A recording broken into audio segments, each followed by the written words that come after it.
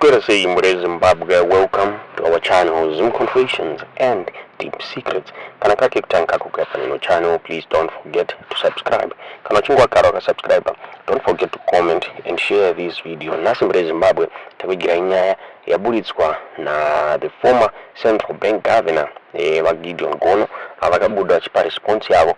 Mushere mukunje Zanu PF national spokesperson wa Christopher Mutsvangwa wakabuda vachiaccusa a former central bank governor nenyaya yekuluza gold reserves enyika to an unnamed country muri Zimbabwe.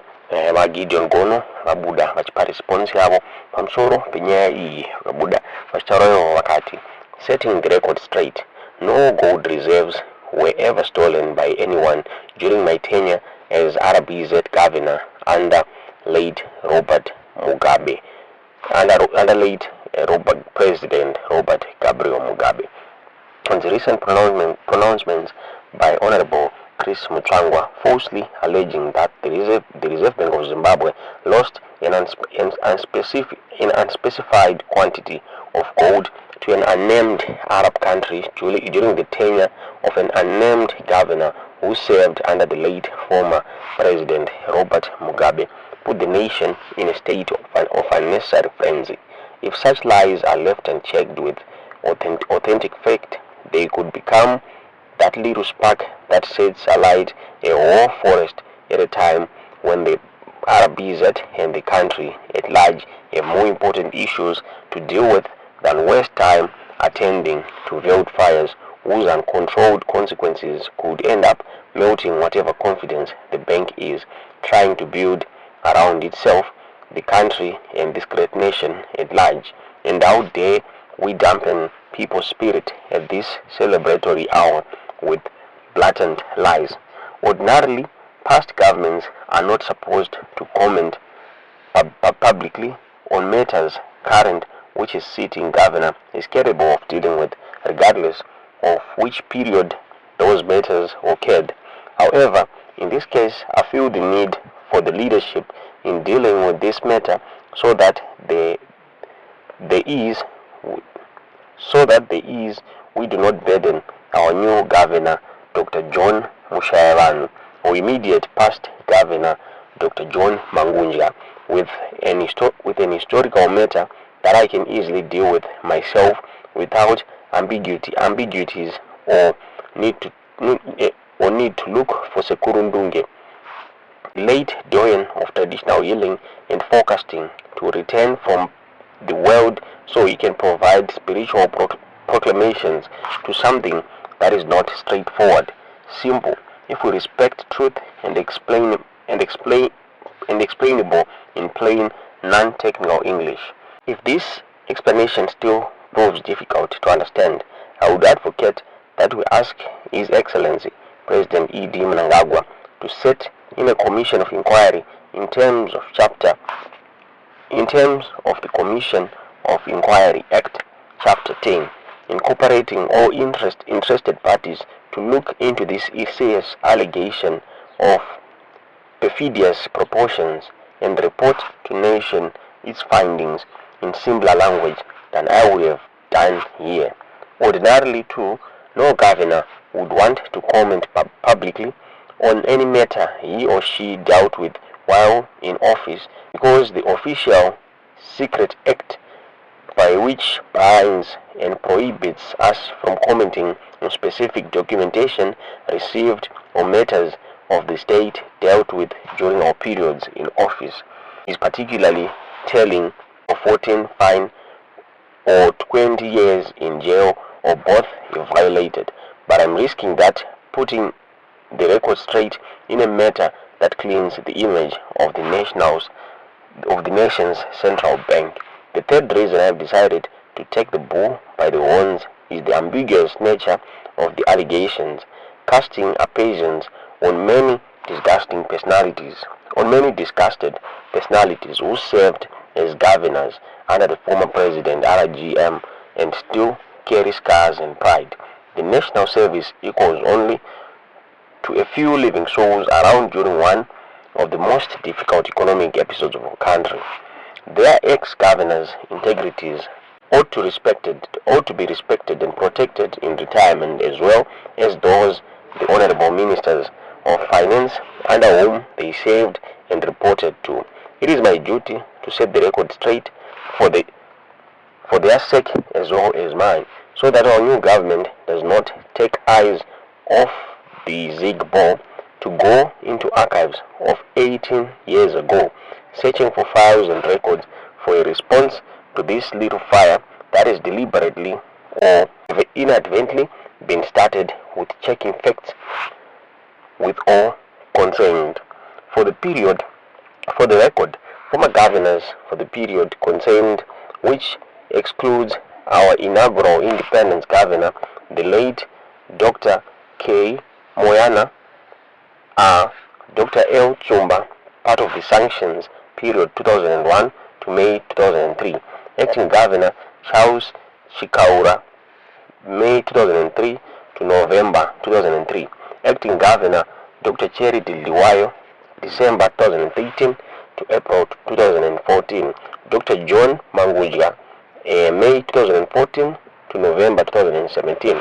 These periods were under late former President RGM. I'm sure all of them have suffered the same distress, because the statement from the Honorable Ambassador spokesperson was ambiguous as to who among us could have been that dumb or daft. Now they can all sit back and tell their families and friends, no, it was not me whom was being referred to. I proudly served the longest of that sanctioned period, 10 years in all, giving my country the best I could from 1 December 2003 to 30 November 2013, and it is natural to guess then who did what and when. Upfront, in summary, let it be known by all that we are talking here of what could, if he had succeeded, have been a structured gold-bagged transaction which required mining the gold from the underground in the first place, then exported in exchange for funds that would have been delivered and repackaged fourfold in the first place, involving international banks and all above board.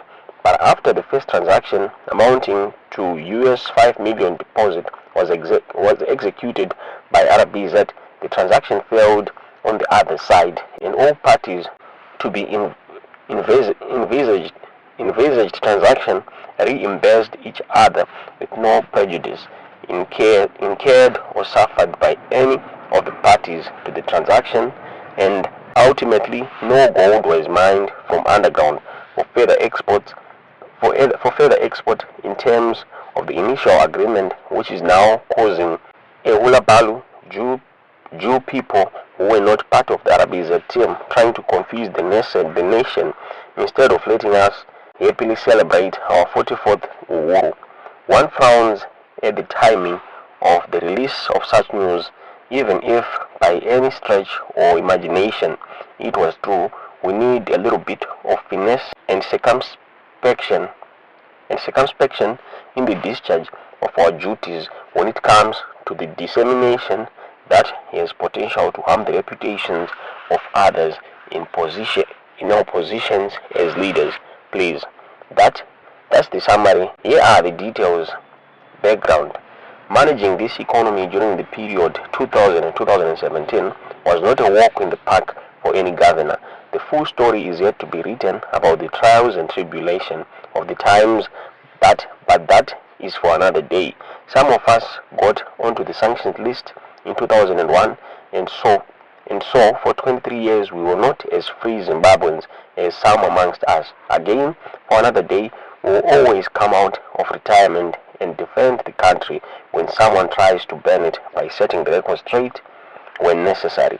The country survived through a series of non-conventional gymnastics at the time when it was easier to give up than to accept thankless national service with all its risk in an environment of severe sanctions, international isolation, monocurrency, and politically driven hyperinflation. It was a period most people witnessed the fatality of trying to turn around our economic fortunes in an environment of needless political confrontation and conflict among fellow citizens. Again, that's for another day. The RBZ Gold Contract of 2006. When making public statements from positions of authority, we must resist temptation to be excitable and ambiguous, particularly when dealing with matters that could harm the confidence of key institutions such as the central bank. Facts and full facts backed by understanding the technical side of the matter at hands as well as context are important. Faced with the no forex reserve situation for both government and industry, it was incumbent on the sitting governor to find that forex by whatever legal means and be accountable for every move taken by the central bank and its officials. It was also important to keep the principals, especially the president, fully in the picture and to ensure that at the end of each year the bank's books were audited by at least 2 of the big 5 external international audit firms and results submitted on time to the Minister of Finance and Parliament. The RBZ during my tenure was at different times annually audited by KPMG, Ernst & Young, as well as Kudenga and Co. BDO. At no time during my 10 years at the bank did we get qualified accounts. In May 2006, RBZ, after getting express approval from Comrade Robert Mugabe, entered into an agreement with a large jewelry company based in Saudi Arabia. The contract sought to provide Zimbabwe with an immediate cash injection of 150 million. At the same time, we negotiated with a large South African bank to deposit that money with them as cash security in exchange for a guarantee line of credit 4 times that amount, that is 600 million, which was to be used for importation of goods and services from South Africa, particularly electricity, fuel, grains, fertilizers, mining inputs, machinery, etc. In a 3-month revolving basis for 12 to 24 months, as long as cash backing was there. The guarantee was to cost us 1 to 2% negotiable at time of execution, while the Saudi deal required us to supply over the same period a total of 200,000 troy ounces of gold at a discount of 34% London bullion price on a day trading delivery. The discount was on paper very steep, but overall, when we worked out the sums against the imminent risks that were facing us, we saw ultimate benefit to this economy through the multiplier effect of running the 600 million facility on a 3-month cycle for 24 months against gold, which was still underground, worth between 140 to 150 million to be supplied over a 24-month period, while the economy got 600 million for immediate use 8 times at a cost of day 1.5 per annum fees.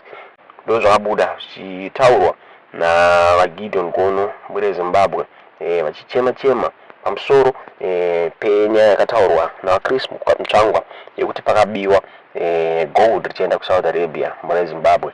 Kuna wakaita sana Muta Mzembe vakabuda chitara ivo vachichallenja va Chris Mutsvangwa kuti vaneme the governor waitaura mwana Zimbabwe. Tisikazive munoona sei nyaya iyi, tiudziwe zvamunofunga pamusoro penyaya iyi mu comment section.